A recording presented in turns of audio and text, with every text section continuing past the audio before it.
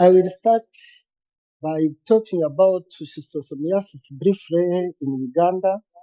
It's how it has been. It is a very serious problem covering 90 districts out of 146 districts. That is the S-mass. S-hematobium is in 4 districts, but in 2 of them it has been interrupted, and now it still exists in just 2.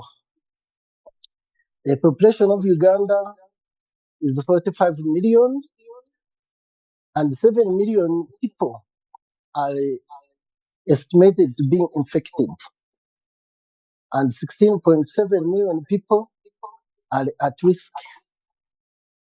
Majority of the infection occurs in childhood, sometimes under 5s, and the prevalence is the highest around the lakes, and we have very many lakes and large rivers. But virtually, I would say the whole country is covered, as you see in that map. MDA was started in 2003, supported by schistosomiasis SCI, Schistosomiasis Control Initiative, in 2008. And since then, we have been supported by very many other NGOs and donors. Schistosomiasis, this is to show you that the children, they come with their parents, most of them on the backs of their mothers, and as the mothers do their domestic work, washing clothes, for example, the child is pressed in the water and obviously gets the infection. Uganda has had over 2 decades of MDAs, and most of the MDAs were never missed. We had a lot of support. Intensity and prevalence and mobility decreased significantly, and over time we thought that maybe we would eliminate this disease. However, soon we realized that there were many hotspots, and these hotspots were mainly on these large water bodies, and in these areas, the under 5s were also highly infected. Sometimes the prevalence going up to 70%, you can imagine, but never treated. And it is then I joined the group which was really calling for treatment of these school age under 5s, but there was no blood available. I wish to congratulate the transplanted consultant which has produced the paediatric transplanter, which was tested recently in Uganda and by Limit Health in 2 districts. But unfortunately, this drug is not available because it is donated, so it is not available where we need it. In these hotspots, I said we have heavy intensity, heavy mobility, and severe mobility itself, vomiting of blood, hematomesis, and death. And it is a pity these are continuing, and we have no choice since we have no treatment which can go beyond this group, this preference. I'm assuming, and many others assume, that this has stayed high. These hotspots are supported by the untreated under 5s. These children sometimes are very many, and they are often exposed, as I said earlier, and they defecate anyhow. So they cause a lot of transmission, affecting they they pro- they support a lot of transmission, and no wonder I think we have failed that way.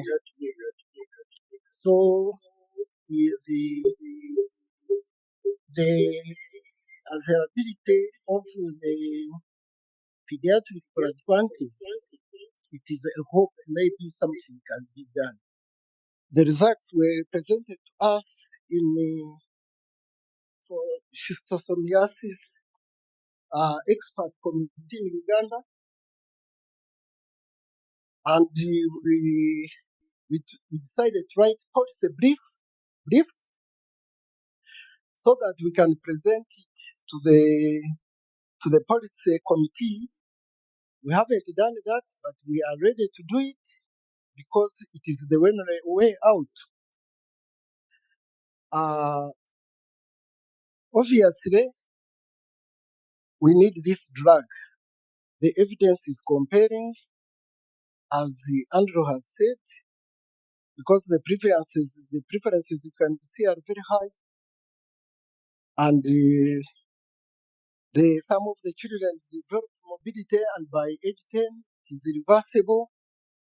Some of them, and the drug he has shown you it can work and is safe, and the pediatric praziquantel, the pediatric formulation which has been produced, unfortunately is not donated, and we cannot get it where we need it.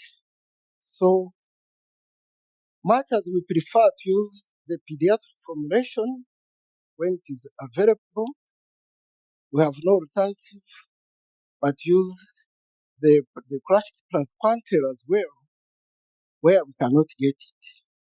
And it looks of the time we cannot get it. So the pediatric praziquantel is what we are, the crushed praziquantel is what we might be relying on. It is not the first time we shall be doing it. The Egyptians, they had a syrup from crushed praziquantel, and we used it in around 2008, and it worked very well. And we're using community drug distributors, and we're using nurses, all trained, and we had attached them to the child health days as they were deworming children, and we think that approach can work even today. So much as I congratulate that the pediatric praziquantel has been produced finally, which is very good, but we urge the donors to donate it, because if we were failing praziquantel itself, we are lucky now we have the praziquantel donated. But are we sure we shall get the government to buy the drug? No. That means if we just rely on the pediatric formulation, we may never treat these children. But as Andrew said, and as the first speaker also said, we should not leave any child untreated today. First of all, it is unethical. But secondly, we cannot eliminate in a place where the prevalence can be as high as what I said, 70%, even if it is the 30%. But the children are permanently in water, contaminating the water. The snails are not being killed. These are large water bodies. Therefore, transmission is uninterrupted. Even if you treat, whatever you do, you cannot eliminate the disease. So we have no alternative but to use crushed praziquantel, and since it is safe and efficacious, We are grateful. So the two can coexist, and what we need, if you put it down, we just need guidelines. Another slide, the lower slide, we just need guidelines, how we can include both. Maybe we shall get them from WHO, how the two can, when we can use when we don't have this, to use that. But as a country, we are determined in our schistosomiasis expert committee to draft guidelines for how we can use both so that they coexist in Uganda as medicine in the pediatric section. I wish, I wish to thank you, but under introduction, because of the confusion, I should have told you that I'm no longer working with the Ministry of Health. I retired long ago. I'm there just as a consultant. I work with Oriole Global Health as the country lead for leishmaniasis control. So now I spend most of the time on leishmaniasis control. I wish to thank you all for listening to me and the organizers for inviting me. Thank you so much.